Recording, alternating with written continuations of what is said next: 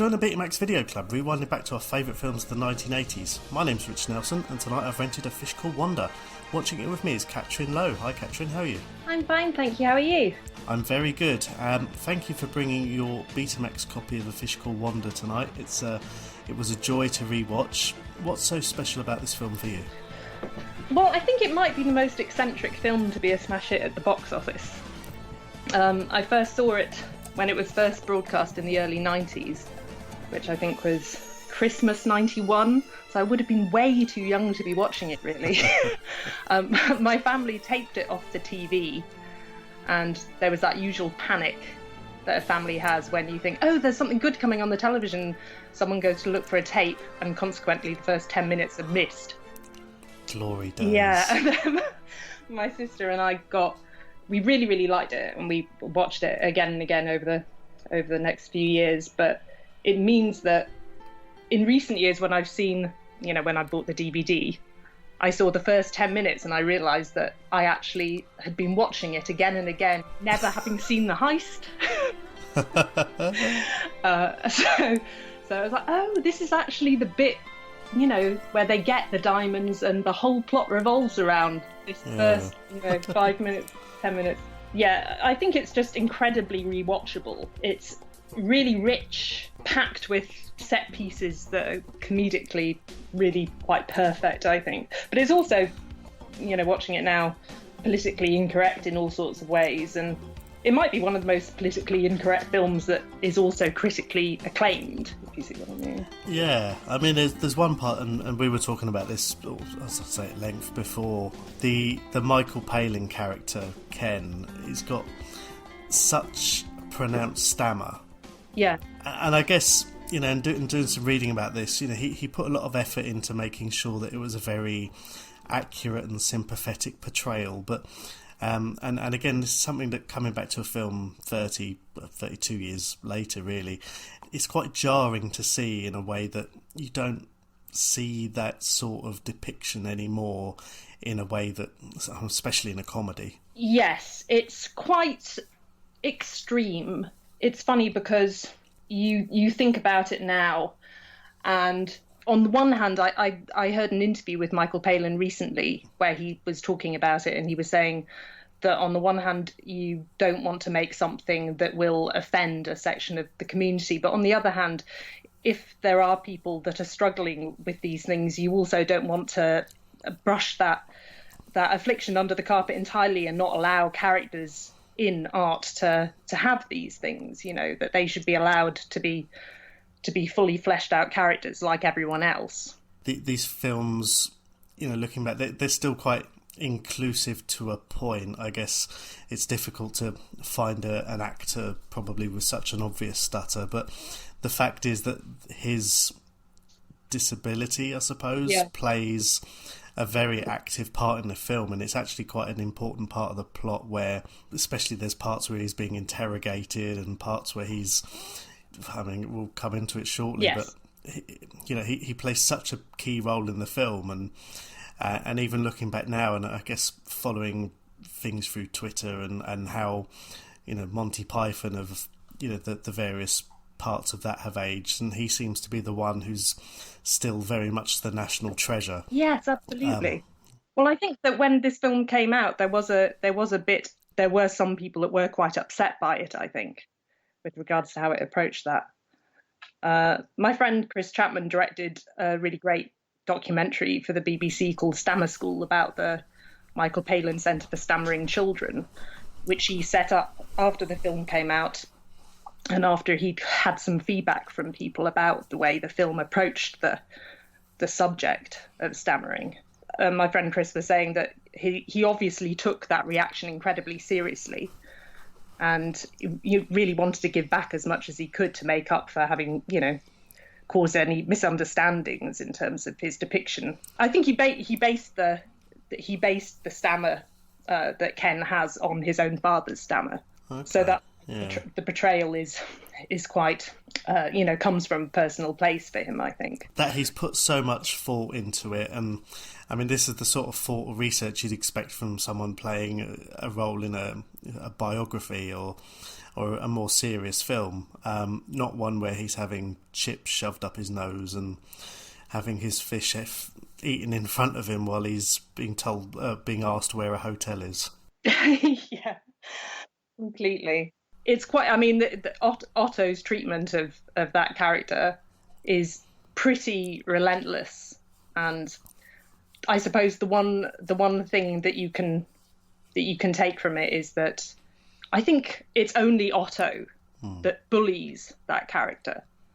No one else does, and Otto is awful to everyone. He's just a really selfish and aggressive character. I mean, I was watching some of the ways in which he's directed to treat Wanda, and there are quite a few instances where there's one particular one where he pushes Wanda by the face over a couch. So you can kind of see how even with his supposed love interest in the film, he's, a real monster. Yeah. He's really out of control. I mean, this is Kevin Kline in his Oscar-winning role. Maybe watching this a bit too young. This was one of the first films that I remember seeing that was a British film but featuring American actors. Certainly, actors of their calibre. Kevin Kline and Jamie Lee Curtis were lovers playing brother and sister as a role within this. Yeah. And I mean, Jamie Lee Curtis throughout, she's popped up in a couple of the previous episodes of the podcast, and, she was, throughout the 80s, just this sort of icon almost. And she's very much almost this goddess type figure, but she's idolised by almost every man who comes across. And the way that she's so integral to the film, and there's parts where she uses her obvious attractiveness to her advantage, but it doesn't feel too overdone in the way that it could quite easily go beyond that and into some sort of token.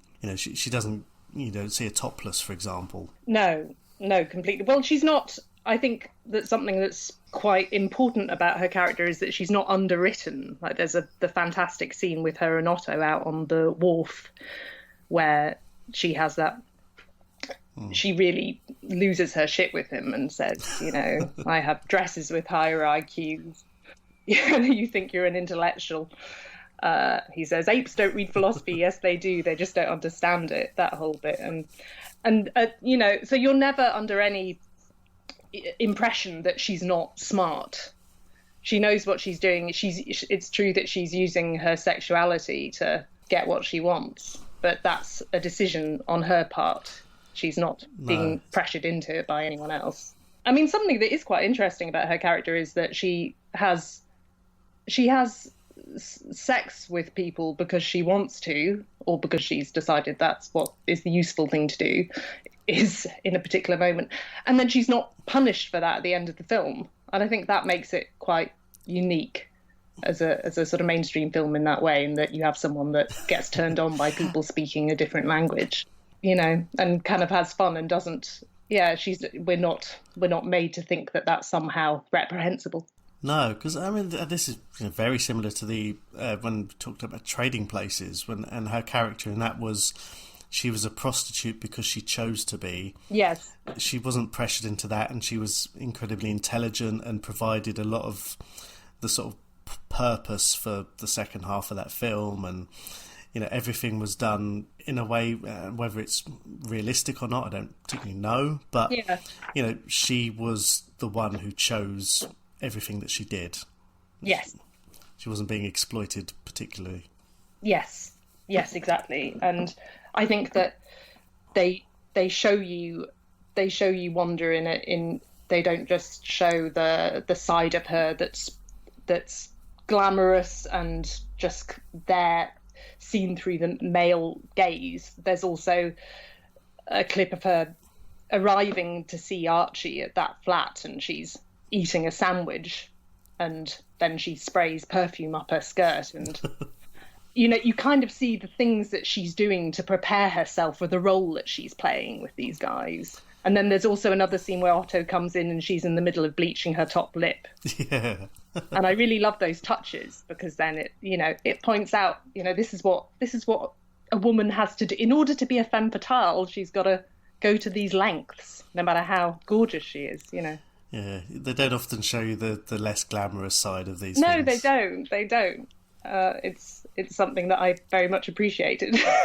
I mean, I think she doesn't.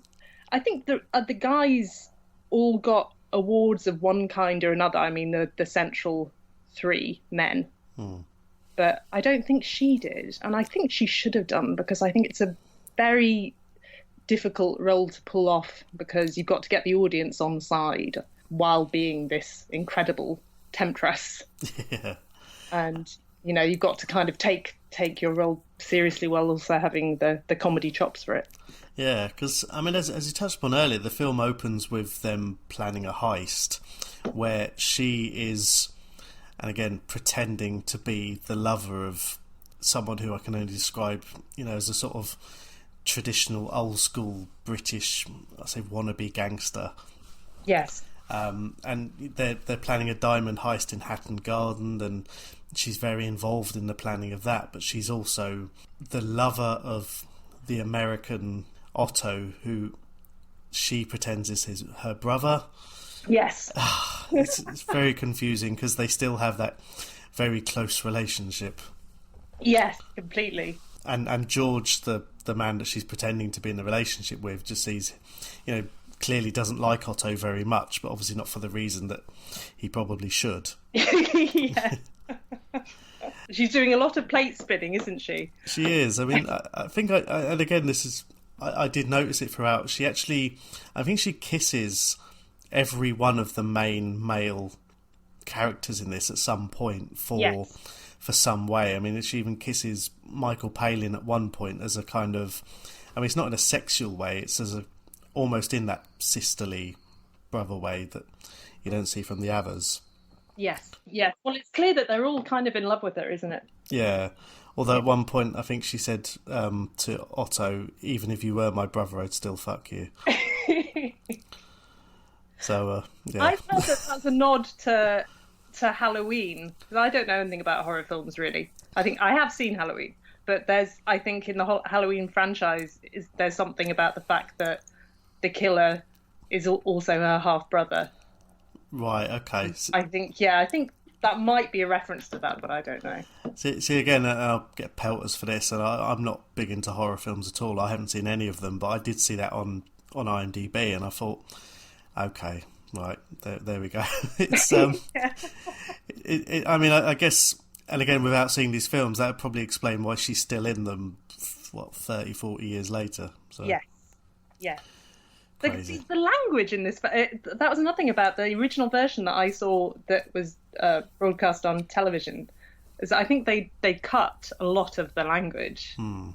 I was so struck by how kind of colourful it was. It's something that's very common throughout these films, because they were shown on, I call it normal telly, in the sort of late 80s, early 90s, and whether it was BBC or ITV or that, and when, especially when you're the kind of age where you're still quite impressionable and you still listen to these things, and you hear one thing, and it might not be for another 10 or 15 years later that you'll hear the actual how it was meant to be, and you come back and think, blimey, that's really odd.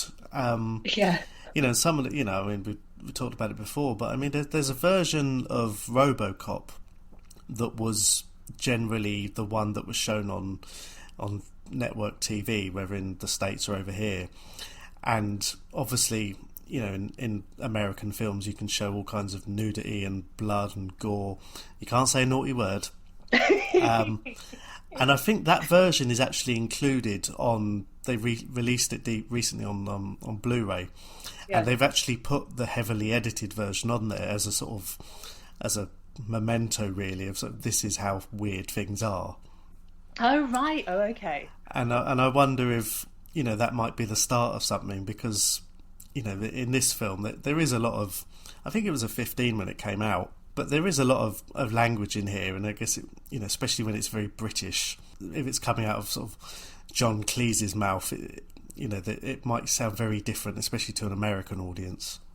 Yes, exactly. Well, it goes some way to underlining one of the main themes of the whole film, I suppose, which is that difference between the Americans and the Brits and their ways of expressing themselves. And I mean, there's the whole sequence with Otto holding a gun to Archie's head, trying to apologise. It's just so it's just a great coming together of those two extremes. Yeah, I suppose they would have had to really go for it with the language in order to make those kind of points. Please believe me. It's all right. No, don't beat me up again. Listen. No, look, I've had a terrible day. Will you shut up? Oh, Jesus Christ, don't kill me, please. Shut up, then. Okay. Look, I just want to apologize sincerely for what? Well, when I dangled you out the window, I'm really... Well, it was not a nice thing to do. And then when I attacked you in there, well, I'm really... But how could I know you were trying to rob your own house? I was just trying to help. Yes. Thanks, Otto. Yeah, and I suppose you've got Otto, probably, I don't know, maybe an assumption, but growing up watching, whether it's cowboy films or Clint Eastwood or Steve McQueen or something, and probably to John Cleese's barrister, who, very proper and lives this very, I suppose, upper middle class life, where this is just all, he deals with criminals on a daily basis, but, these are now invited into his life, Yes. holding a gun to his head in his garden, trying to say sorry. The lengths that you go to get together with Jamie Lee Curtis. I know, even now. But so the heist, it's the Hatton Garden. They steal some diamonds. It all goes relatively to plan. They're all in masks and there are bits in there that come back later. There's the glass shards on George's trousers, which are used as part of the evidence against him. But there's also the recurring, and this is the main role for Palin's character Ken, is that they're identified in the getaway car by a little old lady with three, are they Yorkshire Terriers? I mean, they are. Yes, I think so. Yeah, I'm not a dog but yes. and this is what goes on throughout the film, is that while George is in prison on remand awaiting a trial, Palin's character is basically tasked to remove the old lady so that she can't identify him in court, except bear in mind she has 3 dogs. The dogs all seem to meet horrible deaths before she does. Yes. Yeah. Like, as a dog owner and lover, it was I could see why it would be painful for her. How did as a dog owner, how did you feel in terms of Ken's emotion? It's difficult because again you kind of look at, and every time that he accidentally murders one of these dogs, he looks genuinely mortified, not because he's failed his task, but because he's killed a dog. And it's only when on the 3rd attempt she dies of a heart attack and when a crowd form and he starts running up laughing and clearly delighted. Yes. I think then my sympathies kind of go, yeah, I can see his point. Dogs are better than humans. Well, it's something that's quite relatable, I think, for a lot of people. That feeling of not that they would care necessarily more about the animal's life than the human's life, but I think that people do feel very very strongly about animal welfare, and they wouldn't like to see that happen. No, and some of the ways he manages to do it. I mean, he runs over one of them while he's dressed as a Rastafarian. Yes. And now I couldn't remember. Someone mentioned it on Twitter, but I wasn't sure if he blacked up or not. I wasn't sure if he did, because he had the wig and the hat and everything, but I wasn't sure if he actually did blackface. Yeah, it's unclear. I was trying to spot that as well, and I think there might be a little bit, but I'm not sure. So that, yeah. Maybe we'll leave that as a fine. That's not too bad. And then, so he runs over the dog. He also has I think it's a Doberman that snatches the little dog and runs off with it, which it made a bark so loud it woke my dog up while we're in the living room watching it. Oh, really? Yeah, he was well asleep. And then, and finally the other one, he had a rifle, and shot the rope, which dropped a big block on the dog. And then you've got the woman who's clearly not, aware of what's going on, despite the fact that her 2 dogs have died in horrible circumstances right outside her flat. Yes. And she's trying to pull this lead, which is under a, half a ton block. Yeah. And then has a heart attack. So. Yeah. Oh, well, it's funny that there is something about the recurring funerals of the dog in the run up to that is funny. And I also found out that the choir boys that are singing during those sequences, if you translate the Latin, they actually are singing "Have mercy, Lord, the dog is dead," which is fantastic. I love that attention to detail. Yeah, it's very John Cleese. Yeah.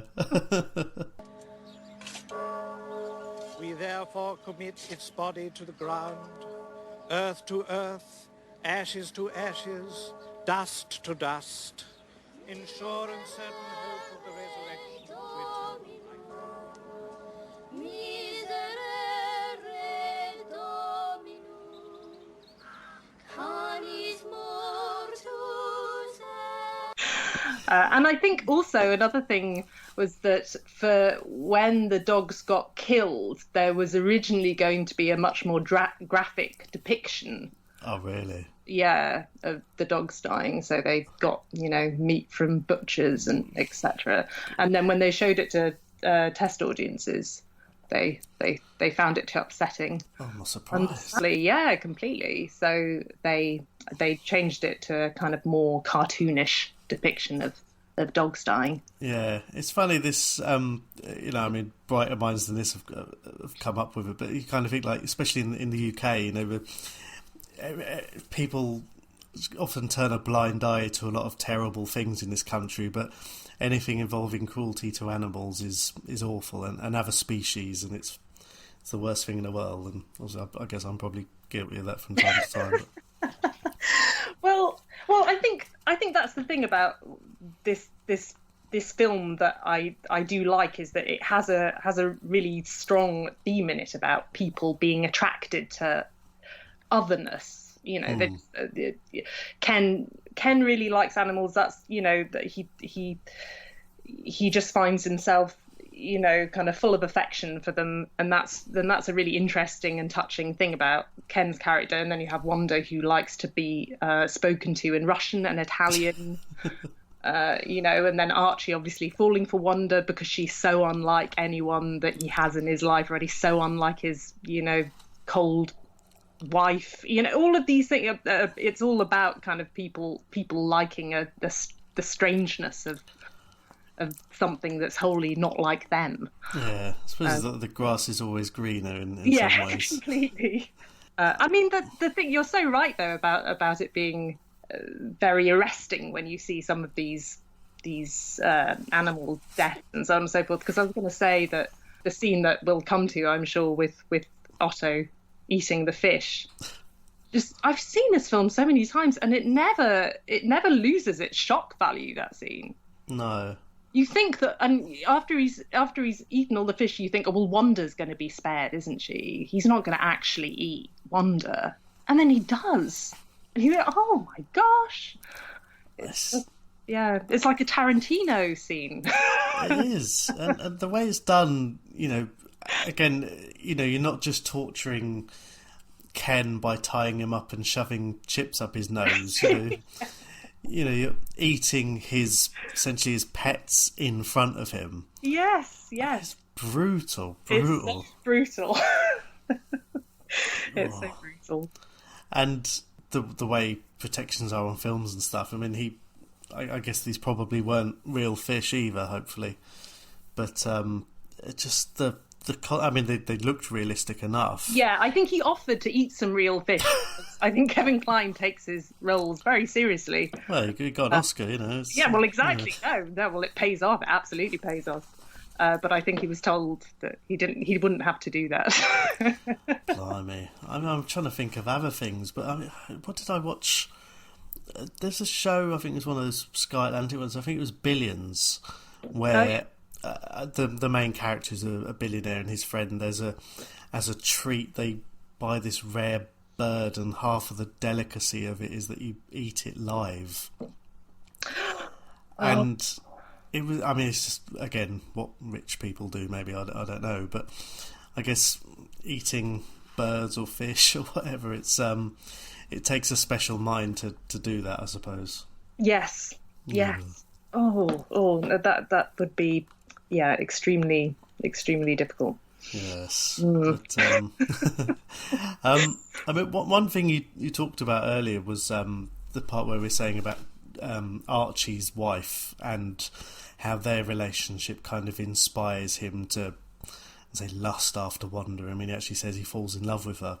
Yeah. But there was a scene where it was almost a juxtaposition of Wanda and Otto in bed. He's talking Italian. Well, say he's saying the names of Italian food, and she's getting clearly very fiery and enjoying it. And then you've got various cuts of Archie and his wife. He's clipping his toenails, and they're sleeping in separate beds, very much like he did in Fawlty Towers. Yes. And it's that kind of lifestyle that it's probably quite common. We don't know, but just that it's not very subtle in that it just shows you how different they are. Yeah. But I mean, he's quite clearly married with a child, and that's how things probably go. Yeah, I think that they're trying to show quite starkly the differences between how a British marriage and an American an American relationship of whatever form might play out in contrast. Yeah, and you've got Otto's face as he. I'll put this politely in case kids listen. Finish. So it's quite it's a very, very funny scene, but it is quite toe curling. Yes. I do. One thing I really like about that scene is Wanda's feet, because as he's pulling that face, her feet are kind of waggling around in quite a bored way. I mean, the whole build up to that was, him sniffing her boots, and it was just, the whole thing was just so different. Within a couple of minutes, just seeing the two of them together, and hopefully by this point people have realised they're not related. Let's hope so. Yeah. It's funny as well, because I heard that he really wanted to, because he can speak French fluently, Kevin Kline. So he wanted French to be the language that he spoke to turn Wanda on. But John Cleese insisted that it had to be Italian. So he genuinely can't speak it, and that's kind of what gave them the idea for him grasping through all of these things. So it's such a good idea. It completely wouldn't have worked if he was speaking French fluently. It wouldn't have been funny in that way at all. And instead, he's saying mozzarella and gorgonzola. I think it's kind of reminds us all of what we'd do if we had to pretend to speak another language. Yeah. I mean, I remember one of my GCSE German reports, and it said if he doesn't understand a word, he just says it in English with a heavy German accent. And that's a great thing to have on it. I know, it's a shame I never continued from there. I just do an impression. But like you say, how authentic it is that if he spoke French, it would almost, and especially if he's fluent, I mean, it would almost be wasted on us, I suppose, because one, most people don't speak French in the UK, and then and two, we've been there. But it's also strange that later on, when her and Archie get together in the flat, and he speaks Russian to her, and Russian seems to have a similar effect. I mean, you've got two vastly different languages that seem to have the same effect on Wanda. Well, maybe she just likes the otherness. Yeah. or you could view that as her just at that point being genuinely very into Archie. Yeah. And so maybe she just decides, oh, actually, maybe Russian is better than Italian. I'm going to go with that.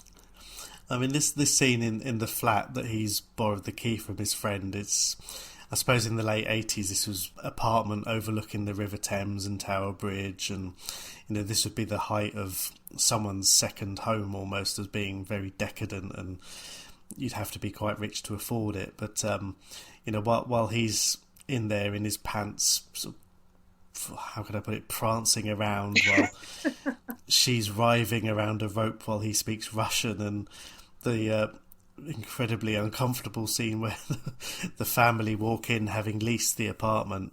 Yes. And he just so happens he knows them, and it all gets very English and polite. It's done so well. It's incredible. And one of my favourite facts about the film is that was meant to be Wanda naked. Right. But then when Jamie Lee Curtis saw the script, she said to John Cleese, I'm always naked in films. And if I'm naked, it won't be funny. People will just be checking out, me being naked, and I look great naked. So how about you be naked instead? Because that'll actually be funny. And he took the note and he changed it. And you think, God, that was such a good note. Because if they had kept it the other way round, I think it would have kind of ruined the film for me, because you just would have thought that's just gratuitous, trying to get Jamie Lee Curtis to be naked for us, Yeah, it'd just be another one of those films where the video has to get paused every so often, and yeah, completely. Yeah, and again, there is a slight difference between Jamie Lee Curtis at that time, at 80s Jamie Lee Curtis, and John Cleese. Yes. Not, although I have to say, in that scene, having rewatched it the other night, you can tell he's been working out. I think he looks good. I think most people would do a couple of goes on the treadmill if they knew they'd have to be naked in a big film. Definitely. Yeah, I think I'd have my weekly meat-free day the day before that one, just to. Yeah. One thing I love about that scene as well is that there's something about his pants in that scene. I think are great. There's really realistic pants.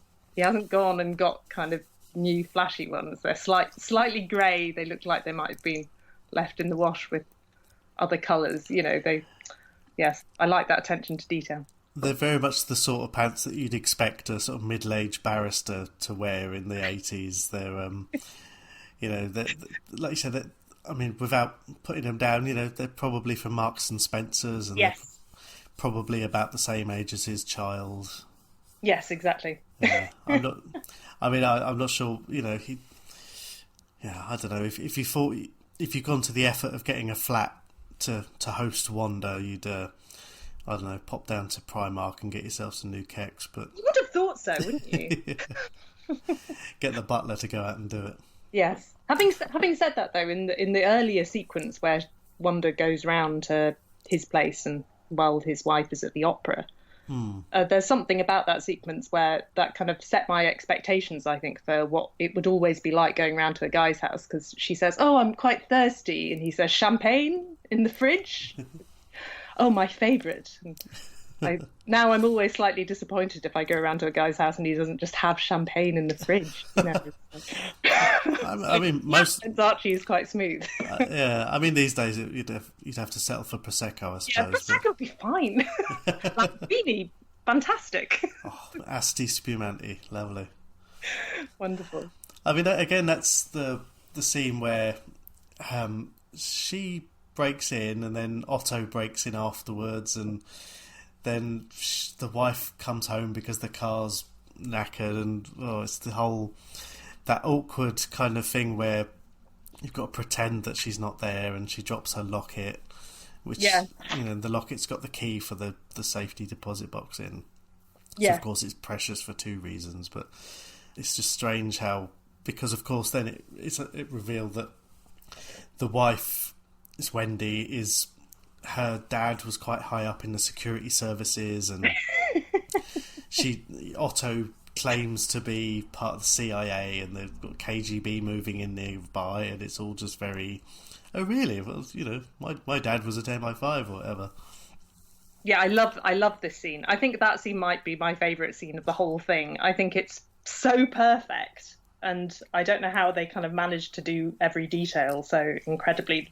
Like, got Archie running down the stairs to go and get the champagne. Just there's something about John Cleese's sort of back view when he's running down the stairs. Sometimes it can be just so. You get it a lot in Fawlty Towers, where it just looks so wild, and then when his scream when he comes back into the room and he finds Wendy there instead, it's amazing, and the whole exchange. I think it's Maria Aitken that plays Wendy. I think she's really fantastic in that scene with her exchange with Otto when he says he's from the CIA, like you say. There's something about all of that that's just played really perfectly. And I also have a bit of a theory about this scene, which is that I wonder whether the initial bit when you come into them and they're Wanda and Archie are on the couch and they've got champagne and she comes in wearing those glasses that she wears to try and convince him that she's a student. I wonder whether that's meant to be a little nod to Some Like It Hot, when Tony Curtis puts on sort of thick-rimmed glasses to try and seduce Marilyn Monroe, because obviously him being her dad and everything. I don't know. I'm sure John Cleese is listening to this right now. And he can tell us whether or not it is meant to be a nod. I mean, I'm sure he'll, put down his Brexit placards and. I'm sure he will. He did seem, that there were nods in here where he's clearly taken in a lot of old films. I mean, Archie Leach was Cary Grant's real name, I believe. Yes, exactly. So I guess, something like that wouldn't go unnoticed, whether delibereberately or otherwise, or even if, who knows, maybe Jamie Lee Curtis herself suggested, I don't know. I suppose in this country now they'd probably be referred to more as Deirdre Barlow glasses, but... That's probably... Well, that's the thing, they're an interesting choice of glasses, and then when I went and reminded myself of what the glasses looked like that Tony Curtis wears in Some Like It Hot, and I thought, actually, they are kind of similar. Maybe it is meant to be a bit of a homage. And then also there's a bit where Ken walks in to the flat and almost finds Otto and Wanda together, and she comes out with a towel on her head and she screams, and then I wondered whether that was meant to be a nod to her mum screaming in Psycho. So yeah, I've really gone down a whole rabbit hole with these. But I think a lot of these, and we've seen from the other scenes where there is that attention to detail, where something like this, it doesn't seem like an accident. No, I don't think so, because it's Charles Crichton who was directing his biggest films. He directed in the 50s, and so he's comes from an era that isn't the 80s. He would have been around at the same time as, or at least shortly after, some of these films were being made. And as you say, Archie Leach being such a tribute to Cary Grant, it all kind of feels as if these things might not be an accident. Yeah, and I guess it's almost one of those things where you put yourselves in their shoes. And I mean, while I'll almost certainly never write a film, and certainly it's not on my 40 things to do by the time I turn 40 list. I suppose if I were to write a film or any sort of book or play or anything like that, it would be heavily influenced by my cultural things throughout my time on Earth. And unfortunately, most people will probably think that everything's going to revolve around Molly Ringwald and Steve Guttenberg, but it's there's nothing wrong with that. No, and I think it's disgraceful they never really got together. But completely. Guttenberg's still working. Fair play to him. Oh, he's fantastic. Yeah, Sorry. He's in a I'll give it a plug. He's in an upcoming British gangster film. Is he? What's it called? It's called Original Gangster, and it's out this year. There is a trailer on YouTube for it. It's it's very much in the mould of the late to sort of craze for British gangster crime films, but Steve Guttenberg's in it. Looks like Mick Hucknall. He's got this wig, which again is just crazy, and. If there's one thing, it's almost like this film was written with me in mind, just thinking, you might not be interested, but Steve Guttenberg's in it. Oh, I'm definitely going to catch that. Yeah, and it was again when I think I was off work on Christmas Eve, and we had the telly on in the background. I can't even remember how. I think one of my kids pressed the button on the remote on the movie channels, and it went to the horror channel. And it was at 3 o'clock in the afternoon. They were showing a film called Lava Lantula, which is just one of these. It's all like Sharknado or something like that. And Steve Guttenberg is a former A-list actor who has to save Los Angeles from lava spewing tarantulas that are about 8 foot long. Oh, that sounds amazing. And I never got to see too much of it because I thought my youngest child was 1. I don't think she's quite ready for it yet. Yes. And she was just upset that there was no longer Frozen on the telly. But it's just one of those things. For a couple of years, it'll be fine. Yeah, I mean, I've got the Police Academy box set. We're gonna set next time I'm in charge. That's going on. Oh, wonderful. Oh, yeah, and do a screening of Three Men and a Baby as well. Oh, classic. It's such a classic. Oh, I love that film. Yeah. Oh. Anyway, that's enough of the Steve Guttenberg podcast. We are in the scene where Otto has gone to apologise to Archie because he dangled him out the window of his flat because he called him stupid. Slagged him off. Another perfect scene. Yeah, and this again is a recurring. Everything's a recurring theme where Otto, his weakness is where people call him stupid. Yes. And it's like, Marty McFly in Back to the Future being called a chicken. It kind of stops him in his tracks. And in this case, he dangles Archie out the window, and I love the camera. What the camera does at that bit where Archie's the right way round, and then the camera twists, pans out, and then you see that he's upside down, and you see all the people gathering below. Beautifully filmed. And he's still talking very properly while he's apologising. Yes, fantastic. I'm sorry for any offence to you or your family. You pompous, stuck-up, snot-nosed, English, giant, twerp, scumbag, fuckface, dickhead, asshole! How very interesting. You're a true Bulgarian, aren't you? You're the Bulgarian, you fuck! Now apologize! What, me to you?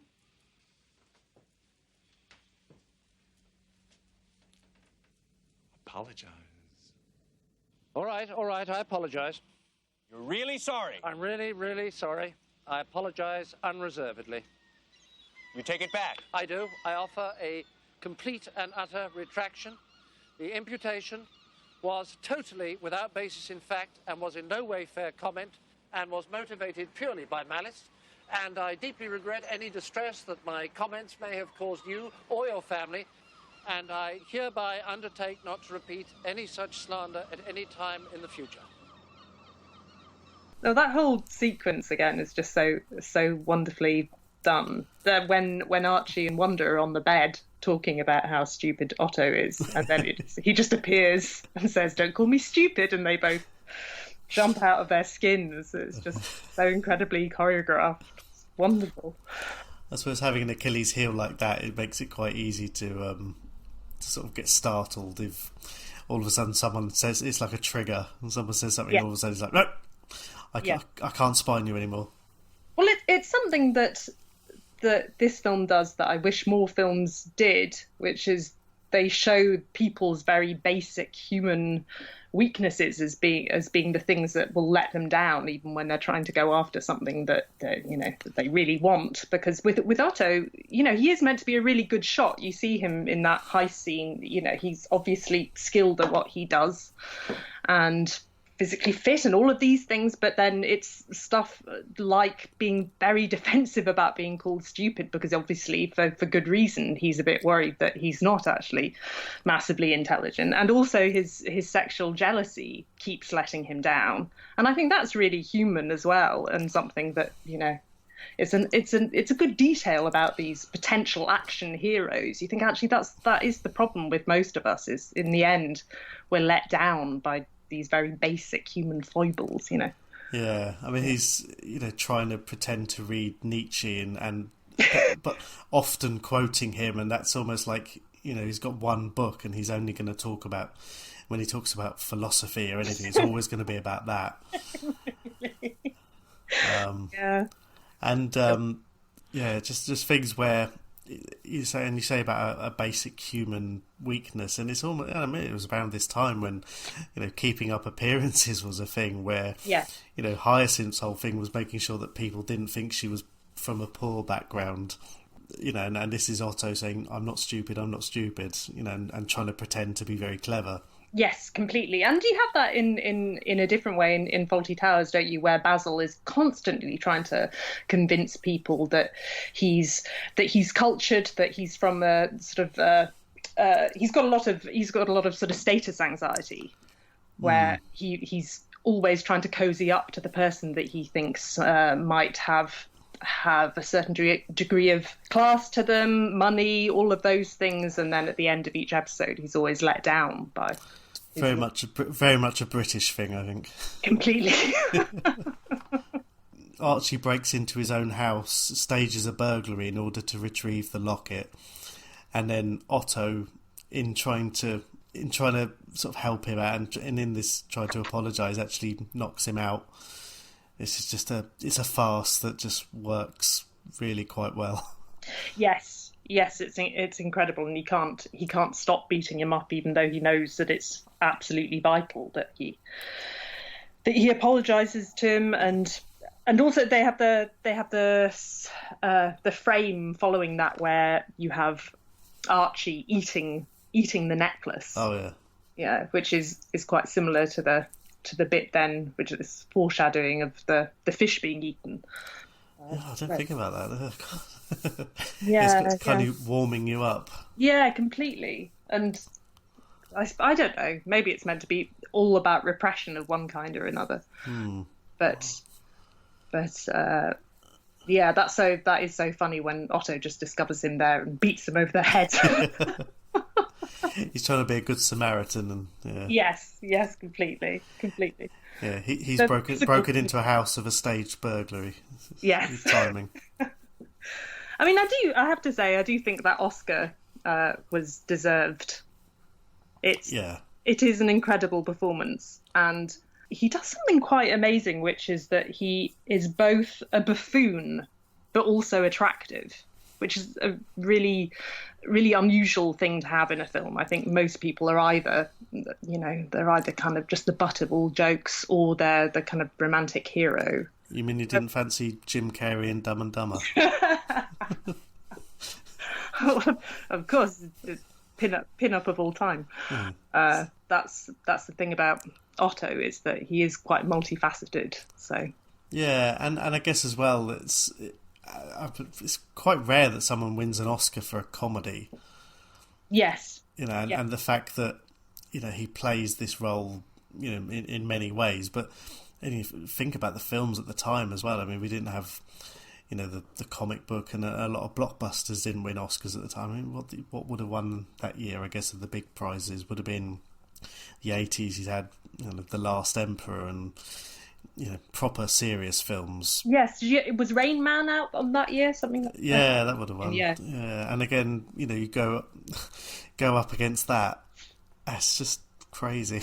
Yeah. I mean, I think it's good for comedy to be acknowledged in these big award ceremonies, because what he's doing in this film is so incredibly entertaining, and I suppose the thing is, it looks like so much fun that you think that it can't be maybe that hard, but I think it really must be, because there's a real combination of charisma and physical comedy that he's pulling off. Because even in the next scene, after I think Ken's killed the third dog at this point, but and he goes back to gloat about it to Otto because they had a bet.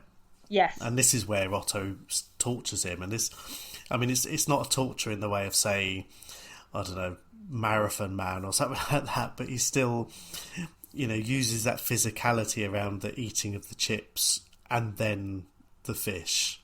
Yes.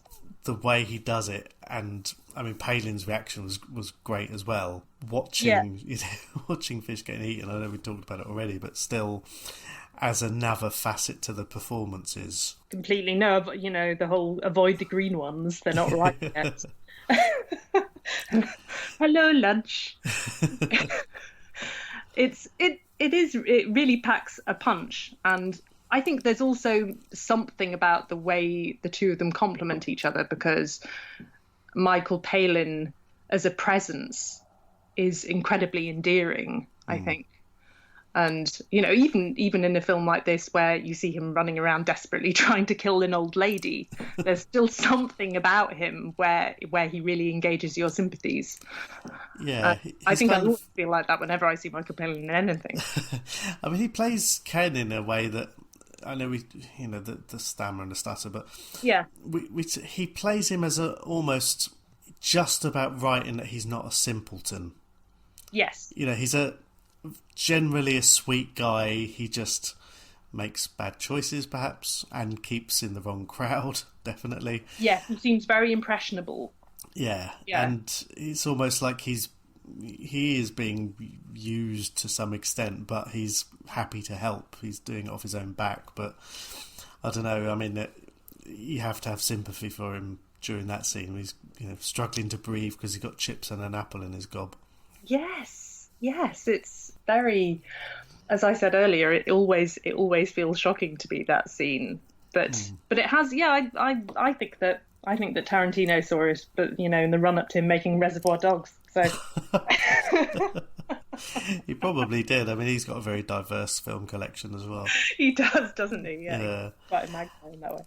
And even when Archie goes, he finds Ken all tied up, and this is where you'd think Archie, being very British, would be. And again, this is how Cleese plays it. He's very trying to be polite. He's trying to go along with a stutter and not make a big deal about it, but then he starts shouting and getting him to sing, just to reveal where this hotel is.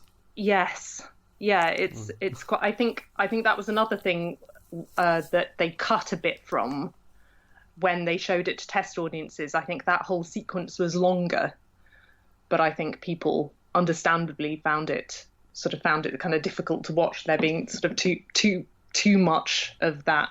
The whole thing of Ken having the information, not quite being able to get it out, so they reduced it a little bit.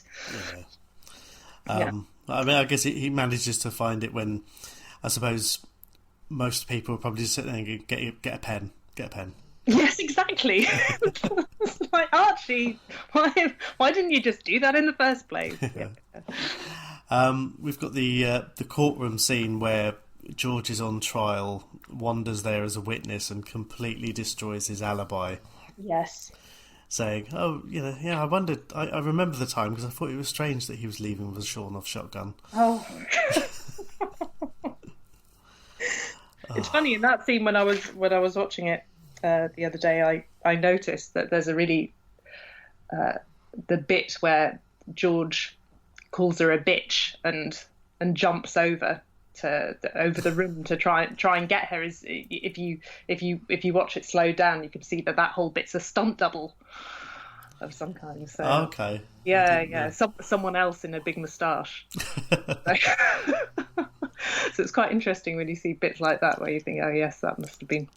They had to call in the big guns for that. Yeah, I suppose it's something you don't expect from I suppose if you've grown up watching, Crown Court or something like that. And yeah, completely.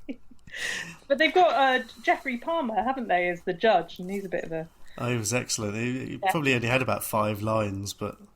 Yeah, well, they've got a few different people in the film that are sort of British sitcom legends, because they've also got Ken Campbell, who's assisting Archie in his investigation earlier on, and he's sort of comic actor known for experimental theatre, and he was also in the episode of Fawlty Towers where Sybil gets sick, and he plays Reg.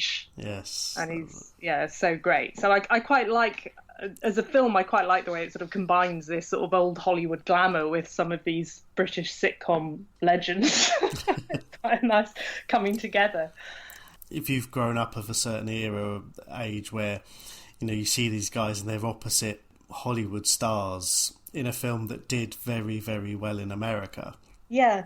It must be strange. And I don't know, I mean, it must be weird to put yourself in the other position of, if you're American and you only know, the stars. Yeah, I mean, you probably know who John Cleese and Michael Palin are, but seeing what is a probably quite accurate depiction of life in a certain part of London, in a certain culture. Yes, I mean it's quite different from some of the Richard Curtis films in that way, as a representation. Thank God. Yeah, completely, completely. I mean, it's so different to something like Love Actually, isn't it? Which is in a really wonderful way. Yeah, so we've talked about that when we did the Tall Guy episode, and you think, how people must think that every guy in the UK is like Hugh Grant, and God.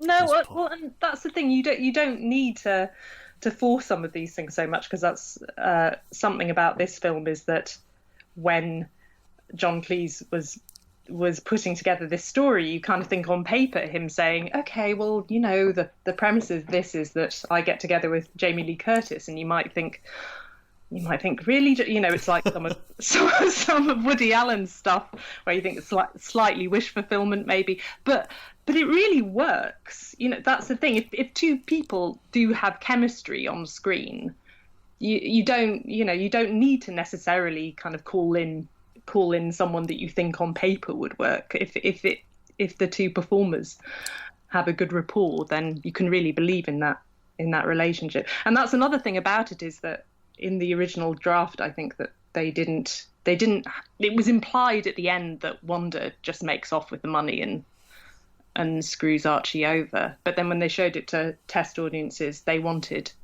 the ending to be that you really believe that they do get together and stay together forever. Okay. I can see why, because I think in the scenes with them, you believe in the connection. What do you think? He seems, and again, you don't really notice it so much at the time, but later on, when he seems to be genuinely hurt when he says that she wasn't into him because he wasn't rich. When there's that callback to slightly earlier when she asked him if he's rich and he said no. Yeah. And that seemed, and he said how he loved her and everything else, but you genuinely felt that it wasn't just the money that she was after, and maybe because quite a lot had happened between point A and point B, where, he genuinely made the effort with her, and I think she saw that Otto, he's certainly not a keeper. He's not the guy you take home to your mother. No, not really. And while, they are worlds apart in many ways. I mean, you can't rule things out. You can't say it wouldn't happen, because they do clearly have a chemistry that goes beyond whether it's looks or age or perceptions of class or whatever it is. I think it is believable, and yes, I think it is. And there is the sort of almost the get out at the end with a caption where it says they go on to have 17 children and form a leper colony or something like that. Oh no, it was one of them. Someone goes to a leper colony anyway. Yes, I think they found a leper colony. Yeah, that was it. Right. And again, that kind of just reminds you that this is a comedy. It's not real, but it's still an ending that you kind of think, it's all good. Otto gets his comeuppance in a very, very vivid way. Yes, although it's so funny, isn't it? They bother to make that steamroller scene so vivid and so convincing and so shocking, but then he survives in the end. Fucking limey cement.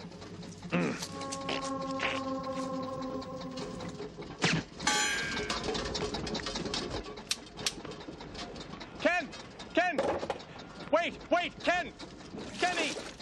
May I call you Kenny? Remember Wanda! I got the deal of a lifetime. 50-50, you and me. What do you say? Okay. 60-40. That's my final offer.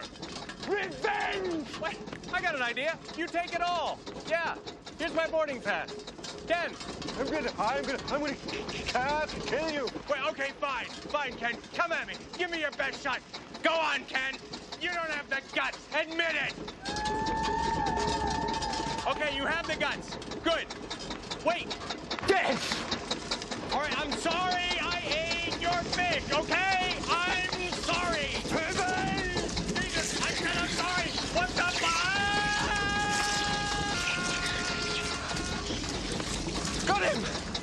It's crazy. I mean, this whole, and it's almost the weird thing is how Ken Palin he runs him down in a steamroller, but because it's over wet cement, it doesn't kill him, and yet that's that sort of act of almost redemption at the end. It kind of cures his stutter. Yes. It's strange that Otto represents his illness, and by killing him, he's suddenly free. Yeah, completely. Well, they have a few moments like that with Ken where his stutter also goes after Wanda kisses him. Yeah. And then also in the moment where Archie finds out when he writes down the Cathcart Towers Hotel, and Archie says, the Cathcart Towers Hotel, and he says, yes, the Cathcart Towers Hotel, and then he realises that his stutter's gone. So there's something about that where, I suppose, implying that some of these things where it's that if the stress, there's something about the stress of a situation that can make a condition worse, Yeah, I suppose that's probably quite accurate. But absolutely. But it was funny watching the part where he does run him over in the steamroller, and I saw something that the whole sort of the initial brainstorming of the film was Cleese wanted to write something about a guy with a stutter who plays an important part, and the director just wanted to see someone get run over by a steamroller. And then when you see it was it Austin Powers? Where that's exactly what I was going to say. I was about to bring up Austin. Sorry. No, it's so clearly influenced by A Fish Called Wanda, isn't it? In that scene, get out of the way! Get out of the way! Stop! Yeah. No one ever thinks about the poor henchman. But I always wonder with the decision to have Otto at the plane window. I always wonder when that got decided on, whether it was really a last-minute add-on. Just because they couldn't quite bring themselves to... I wonder whether that was also a test screening. I think so. It almost seems like it's a bit cold-blooded to kill him in that way. And it's not like in Die Hard where the villain is presented in I suppose in a much more one-dimensional way. With Otto, he's such a bastard, and you really don't want him to get what he wants. But on the other hand, he's been presented with all of his kind of vulnerabilities and flaws to such a degree that it feels quite difficult, as you say, to watch him be killed so brutally, and for that to be the final moment that we see him. I mean, I'm trying to think. I went to a couple of test screenings a few years ago, and I'm just trying to think back, and weirdly there were films that I don't think I ever saw again. So there was, that was a Curtis film, wasn't it? The Boat That Rocked? Oh, yeah. Yes. Oh, God. And I remember seeing that as a test screening, and they give you the cards at the end, and you fill out, what was your favourite bit, and this, that, and other. But it was so far removed from the actual finished film that there were, huge swathes of it that was supposed to be CGI that were just green screen and stuff, so it's a bit difficult. But and then another one was the remake of Footloose. Oh, wow. And I'd never seen the original at that point. Yeah. I have since. But and in the end they call you into a focus group thing where they give you like a £10 HMV voucher, and and clearly it sounds awful, but it was almost like being in a film. You had every pair of people were representing a different group. And this is, I suppose, what they may have done with this film, is that, we were clearly the couple. There were the gay couple, the two women who'd gone, there was the younger people, there was an older couple, and they obviously wanted a diverse opinion, And my point was just that, bear in mind, Die Hard's one of my favourite films. I was just, there's no Die Hard, is it? Yeah. And that was kind of my contribution, and they probably didn't go away and kill... I think it was Dennis Quaid, I think, was in the remake. They probably didn't go and kill him at the end of the film and drop him out of a building or a church. But I just wonder about these sort of test screenings, and a lot of them are almost famous or infamous for the changes they've made based on test screenings. Yes. And I wonder if this is one that also got the same treatment. Yeah, I think so. I think that Jamie Lee Curtis had to get her back to film that phone call scene where Archie dumps her and she has to sort of look wistfully into the middle distance as a result. And then, the scene on the plane at the end. And I think she really wasn't happy about it because she thought that, they were kind of making compromises that were going to turn the whole thing into a more generic rom-com type film. And whereas she'd signed up for something that was a bit more edgy, but I can understand why those things got changed. I mean, sometimes in order to be able to make quite a lot of, it's a film that does have quite a few shocking scenes in one way or the other, albeit in a comedic sense. And so it's quite nice to have it finishing on. It's a warm-hearted ending, but as you say, because of those subtitles that they put on at the end, which are very Python-esque, I think, because it's, it makes it into just like, this has just been a kind of dreamlike film that's quite surreal, rather than you making, you're not meant to think that it's a slice of reality. I think that it ends on a high and leaves you feeling good, doesn't it, about everything? So. Because I guess you've got quite a good idea. Because you've got Otto sort of on the side of the plane shouting "asshole," which is his refrain whenever there's almost a traffic collision. Yes. Asshole! And it turns out he goes on to become the Minister of Justice for South Africa. Yes. But yeah, and generally it was great to watch it again because you do miss, and it is a film that probably benefits hugely from rewatching because of all the small parts and all the parts that you might miss on a first watch, and especially how they all wed together towards the end. It's definitely one to come back to if you haven't seen it before, or if you have seen it, definitely go back and watch with a sort of closer pair of eyes. Completely. I think it really, as I said at the beginning, I think it really stands up to repeated viewings. And I think that nowadays as well, there's quite a lot of nice upending of gender stereotypes in the Fishkill Wanda as well, in that, everyone has their contradictions. No one's playing a cartoon version of themselves. Even Wendy. At the beginning, you're kind of meant to think, she's just this cold wife who, doesn't pay Archie any attention.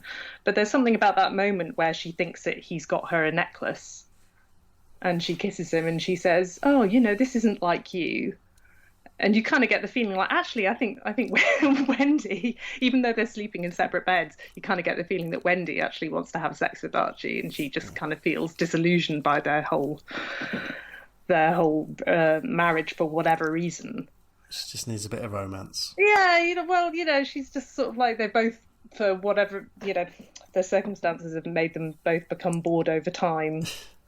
And just that everyone is quite nicely multifaceted in a way that I think is quite satisfying. Quite easy to see her as some sort of evil dragon woman, but in the light of day, when presented with, albeit his mistress's piece of jewellery, she takes a shine to it immediately and refuses to give it up. Yeah. Oh dear. Yes. So that whole bit is quite painful to watch, really. It is, but yeah, and again, I mean, films on Netflix. So unless you don't have Netflix, there's really no reason why you shouldn't go back and watch it. It's definitely worth watching. And again, anything with any 80s film with Jamie Lee Curtis, and she doesn't get naked, and you've got plenty of silliness as well. I don't know. I mean, I'm not really a big Python, not through choice. Just I never really watched a lot of it, so I couldn't say how much of it was and how much of it wasn't. But I'm sure there must be plenty in there for fans.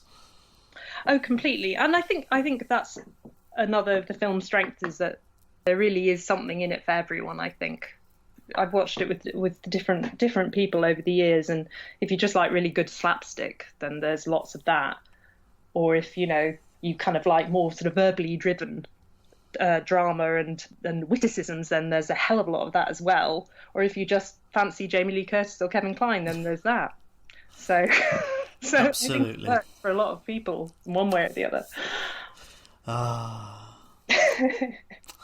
And there's me just thinking, I always remember Kevin Kline mostly for Dave, but Oh yeah. yeah, but this is a good one to remember him for as well. Oh, completely. If not just for that weirdly small baseball cap. Yeah, it was small, wasn't it? Very small. Yeah. And the fact that he looked like Ray Purchase from Toast of London. Yeah. There's also a Stephen Fry cameo as well. Oh yeah, the part of the airport towards the end. Yes, it's fantastic little moment there. Just distracts him saying, "Oh, is that the Queen?" Gets him down a flight of stairs.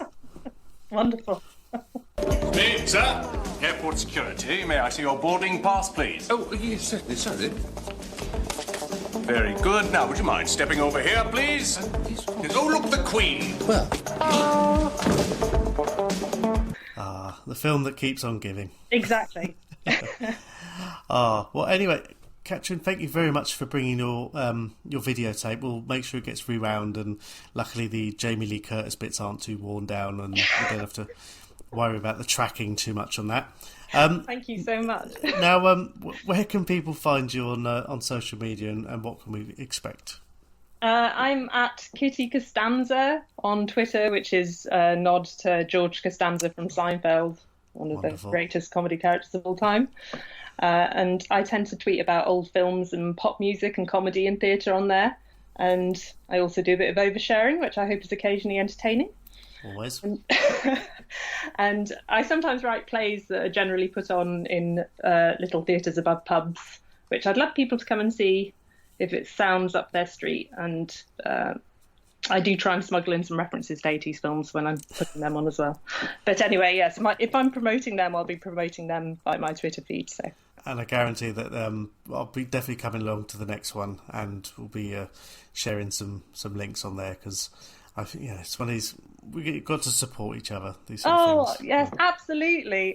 Well, I enjoy this podcast so much. I was listening to the 3 Men and a Baby one just the other day, and yeah, it's a fantastic podcast. So.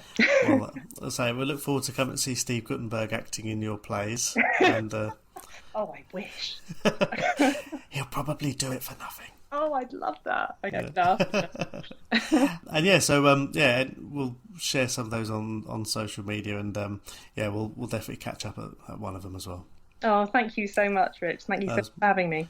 That was my pleasure. And as we discussed, this film came out in the UK on the 14th of October 1988, and it's actually got a good song at number 1 at the time. It was One Moment in Time. So I feel like I've won an Olympic gold medal. I know. I mean, I'm sure we haven't had anything too dreadful.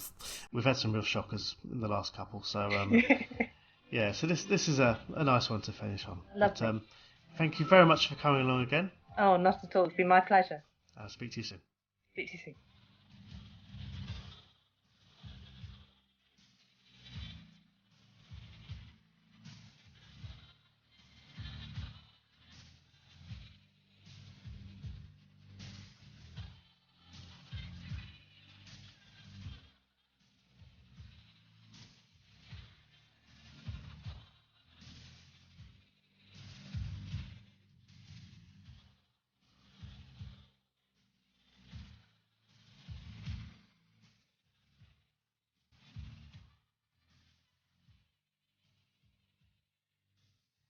This episode was brought to you by executive producer Gary West, Fergus Higginson, Keith Foster, Jimmy Fletcher, Mark Drakes, Matt Cunnington, Christian Dees, Andy Elliott, Chris Hopkins, Omar Zambon, Laurie Curran, Ian Madrell, Katrin Lowe, Mark Makin, and associate producer Chris Oakley. Visit patreon.com/Betamax Video Club for more information about bonus episodes, early access and more. And as a special treat, the first bonus episode coming soon will be The Hunt for Red October,